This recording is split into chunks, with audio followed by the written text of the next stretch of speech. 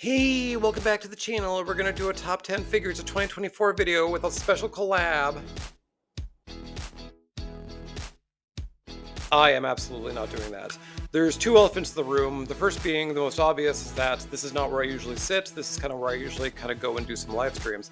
The other, of course, is that I'm growing a beard, maybe, potentially. I couldn't be any kind of self-respecting toy tuber and not have a beard. So here we are. As of time of recording, time of release of this video, we're kind of pushing near the end of 2024. So I think it's a good time, not so much to do any kind of checklist or top 10s or anything like that, but really to do some wrap up, because a lot of the videos I do, I have a little final verdict where I talk about, where we are today versus where we were back in the 80s. And there's been some news, some great, some frustrating. So let's just get right into it. The first came way back in June. I had done a video on the Lunatics from Thundercats, where we didn't get Chilla and Luna from that line way back in the 80s. Super 7, of course, is very much in the Thundercats game now, and time of recording of that video, Chilla was being, shipped out. I had posited that, surely, Luna would be on her way, and not 3 days later, Super 7 announced that she would go up for pre-orders. So, to say that I had a meltdown, that my video was already out of date immediately, was a personal attack. So, at least we're getting Luna.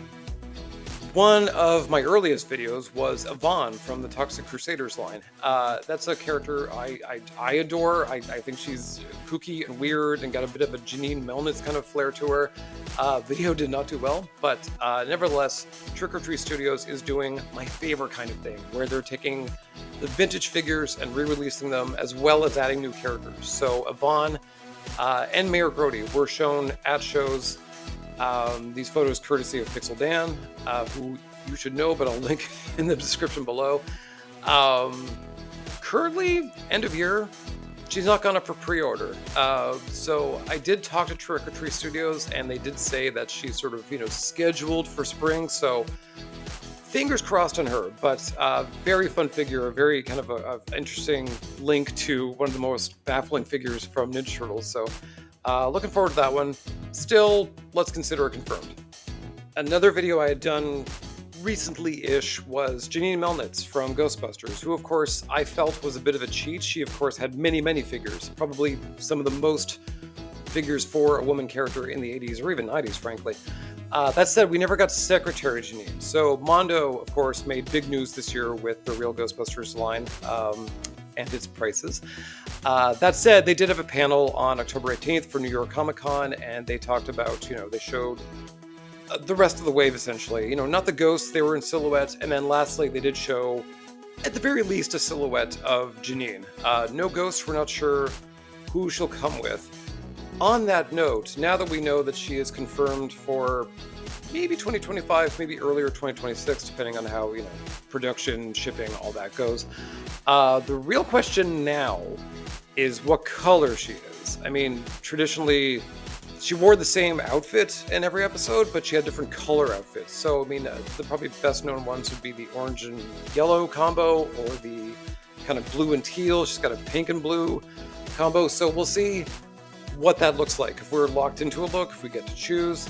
Likewise, now that we're getting Secretary Janine, would Janine and her Ghostbusters outfit come later on? Again, what color? White, brown, Kenner pink? Who knows? So, again, not confirmed, not in hand, but I'm chalking this up to a big yes, because Peter, as it stands, was a wild success for Mondo. So I'm hoping that this line does continue, and we do get to finally get our Janine. The hands down biggest news, especially in terms of an update for me, came way back in September. This was about, I would argue, the grandmammy of all MIA 80s ladies. I mean, there is no one woman from the 80s who was more missed than RC in Transformers. I mean, this is a character who was the female character, largely the only recurring main female character, and her exclusion from the line was very pointed and very noticed, and wasn't even rectified until the 2010s. So big news out of this one. So on September 13th, there was a Hasbro PulseCon that many would argue was a little lackluster. What we didn't really know, at least in Western shores, was that Takara Tomy was doing a TF40 Expo celebrating Transformers' 40th anniversary. At that show, they had a few reveals for their Missing Link line. The Missing Link line, of course, is vintage figures with more articulation. So you get your vintage flair with a bit more, arm and leg and knee movement kind of thing. So there they showed Sunstreaker, who was pretty much ready to roll. And as of, just the past week or so, he and his other, white color variant are up for pre-order. So that's great news there. The big thing they showed was RC. RC originally was designed by Flora Deary, had a very strange kind of orange-pink colorway. And the images we've seen over the years are strictly of a car and a figure. No one has ever actually cracked the code on how the two were meant to transform into one another. So Takara said, not confirmed, but we're trying it. So they showed, again, a model of the car, a model of the figure surrounded by her movie cohorts, so we could see what she would look like size-wise compared to them. So this is big news. We've of course had many RCs. She's become really a poster child for the franchise in these past few years. She's not just the girl character, but she's one of Prime's generals essentially. That said, if you are a vintage collector, if you are in on this Missy Link line, or if you're a fan of women action figures historically, this is a big deal.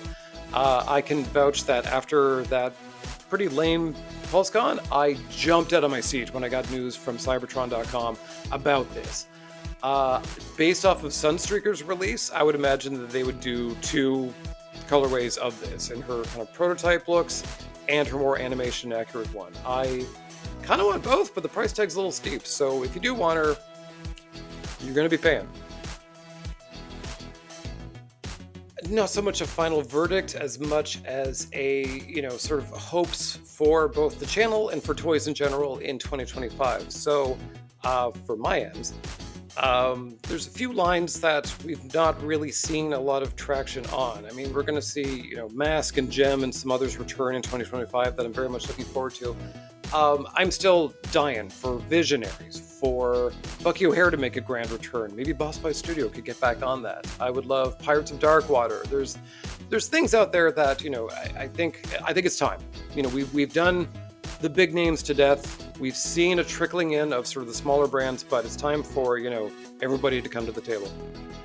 One thing I am excited for is that Hasbro, with their Star Wars Retro Collection, has finally really started to learn from the fans of what they want. And just in December 2024, they did release some pipeline reveals, very unceremoniously on a weekend on their Instagram. But they did show a new Hope Wave, which would fill in the blanks of a lot of characters we've been long looking for. Now, of course, there's no Anne Peru, there's no Leia in her ceremony outfit, but that's fine. I mean, this is a very exciting wave nevertheless, and does have me sort of wish listing already what we could see in a 6-figure wave for Empire Strikes Back or Return of the Jedi. So perhaps we could get Hasbro versions, retro collection versions of, Bespin Escape Leia, or any of the crew from Jabba's Palace, or Torn Far from Hoth Base. I mean, there's a lot of great options there. So I've got higher hopes with that whole line generally.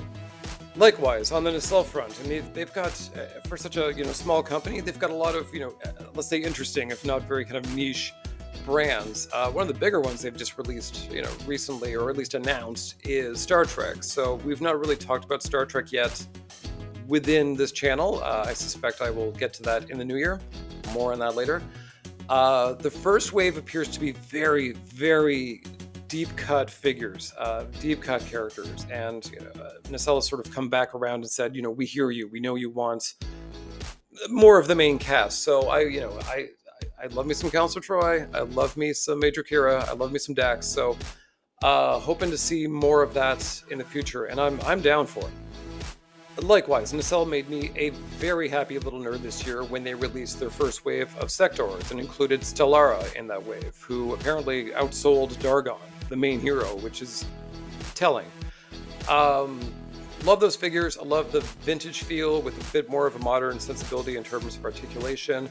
It's been pretty quiet on that front, although Nacelle does, they have comics coming out. They have, uh, they're part of the marketing for their Nacelleverse. So I'm really hoping for that wave two sooner than later. I mean, the longer this drags out, the more worried I get. Um, that said, within said comics, within the marketing, we're seeing, Scorpia, Devora, Balana, they're heavily featured. Likewise, I, sort of have hinted to them, I would love a Marvel Comics repaint of Stellara in her red and blue outfit. So, and they seem a little receptive to it. So, definitely hoping for more. More, please. Lastly, the channel. I did this against my will, let's say, after some light friendly bullying. I expected to do 10, 15, maybe 20 videos, and we're pushing into 60 now. So it's been a trip, and I'm enjoying it much more than I expected. I've got a lot more coming, and that's a bit of a bittersweet thing in the sense that it's great for content, it's great for more videos, it's great for me to continue doing this well into next year. On the flip side, it's a lot. It's a lot, Mimi. Like, it's a lot. It's a lot. So I do kind of stop sometimes and look around and say, did we get women in the 80s? Like, did we get any? Because there's a lot we didn't.